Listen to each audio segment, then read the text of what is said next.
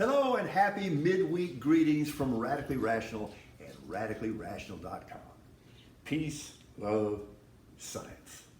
Let's move to science. So today we're going to combine a biology lesson with a little bit of Isaac Newton physics. I present to you football. I present to you thumb. This is what happens when thumb cannot be properly applied to football. Yeah, opposable thumb, that's the biology portion of this. And Jerry Jones, I am opposed to the way you were handling this thumb incident. You're putting your quarterback in a situation where you're putting pressure on him to get him back in 4 weeks. Look, I'm not a doctor, but I do know something about thumbs and footballs. This isn't going to work, first of all, and secondly, all you're doing is risking losing him for the entire season. Okay, think about this. You're a right-handed quarterback, your right thumb has been broken, you got a pin in it. First of all, you can't spin it. You cannot spin a football without your thumb. And let's just say it's something as basic as handing off with your right hand to a running back who's running a play to the left side. Ball hits ground.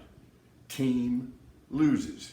You botch this because you didn't prepare, just like you botched the offensive line because you didn't prepare, and just like you botched the receiving corps because you didn't prepare. But it's all cool, right? Because you still lead the NFL in jersey sales. I'm opposed to it. You know what else I'm opposed to? I thought about this more. This deal of trying to kick a 64-yard field goal and taking the ball out of your gazillion-dollar quarterback's hands on 4th and 5 when he's playing a game against his former team and you know it means something to him. Look, Russell Wilson is a good company man and he said all the right things after that game. But I'll promise you a portion of that trust relationship between Wilson and his head coach, Nathaniel Hackett, that's gone right now. You did something you cannot ever do to an elite athlete. You embarrassed him. You humiliated him. It's not cool. So Hackett says yesterday, you know what, I made a bad call. And he also confirmed that water is wet. Looks like the Steelers have avoided a peck of trouble. Looks like TJ Watt's going to be back in about 6 weeks, not going to need the surgery. And by the way, don't go down the road of trying to say you're talking out of both sides of your mouth with Dak and TJ. Not analogous at all. Brett Favre, that's some BS, man. That's low. Pilfering welfare funds so that you can build a volleyball stadium at your alma mater. And by the way, your daughter's on the volleyball team there. And this was aided by the then governor of Mississippi. That's some stank, man. I've always liked you, but that's some stank. And speaking of stank, you've been following this Phoenix Suns thing for about a year. This is about as tawdry as it gets. And here's my feeling. Robert Sarver, the owner of the Phoenix Suns, who has been suspended for a year and fined $10 million, that guy got off light.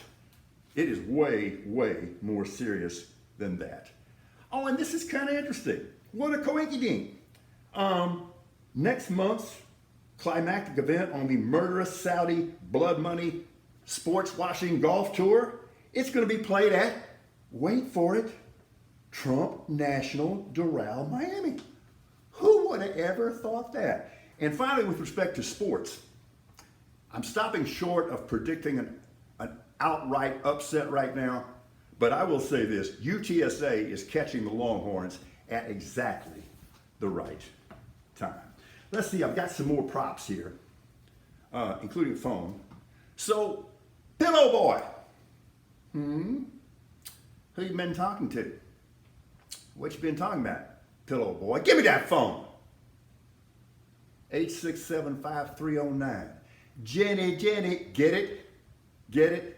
That's where this is going. That's where this is going. Now, despite their other shortcomings, I do think that most GOP political operatives at least possess basic math skills. They can add. Here's the deal, and it's apparent. Trump is over. with respect to any chance to win a general election. Now, he can muck up the waters all he wants in his party, but he is unelectable. And if there's one thing that GOP strategists hate more than facts and truth, it's losing.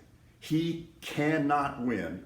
My guess is they've already figured that out, and they're already going about unhitching themselves from that big, fat, orange caboose. Enjoy your Wednesday. We are radically rational.